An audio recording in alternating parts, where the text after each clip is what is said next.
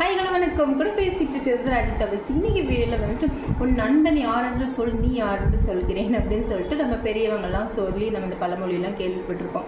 அது எந்த அளவுக்கு உண்மை அப்படின்னு பார்த்தீங்கன்னா, நம்ம பொதுவாக ஒருத்தங்க கிட்ட பழகிறோம் அப்படின்னா கண்டிப்பாக அவங்க கிட்ட இருந்து அவங்களோட ஹேபிட்ஸ் நமக்கு கண்டிப்பாக வரும். நம்ம யார்கிட்ட பழகிறோம் அப்படிங்கிறத பொறுத்து தான் நம்ம எப்படின்னா மற்றவங்க வந்து டிசைட் பண்ணுவாங்க. அதனால வந்துட்டு சின்ன குழந்தையிலேருந்து அவங்க அந்த நம்மளோட குழந்தைங்க யார்கிட்ட பழகுறாங்க, அவங்க ஃப்ரெண்ட்ஸ் சர்க்கிள்லாம் எப்படி இருக்குது, நல்ல குழந்தைங்க கிட்ட பழகுறாங்களா, நல்ல ஹேபிட்ஸ் உள்ள குழந்தைங்க கிட்ட பழகுறாங்களா, அவங்க ஃப்ரெண்ட்ஸ் சர்க்கிள் எப்படி இருக்குது அப்படிங்கிறத நம்ம சின்ன வயசுலேருந்து கவனிக்க ஆரம்பிக்கிறோம்.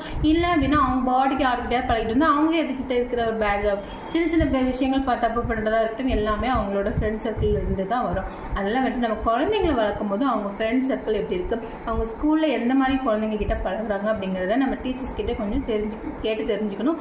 பொதுவாக நம்மளோட குழந்தைங்க யார்கிட்ட பழகுறாங்க அப்படிங்கிறத வச்சு அவங்க எந்த மாதிரி பிஹேவியர் வருவாங்க அப்படிங்கிறத நம்ம கண்டுபிடிச்சலாம்.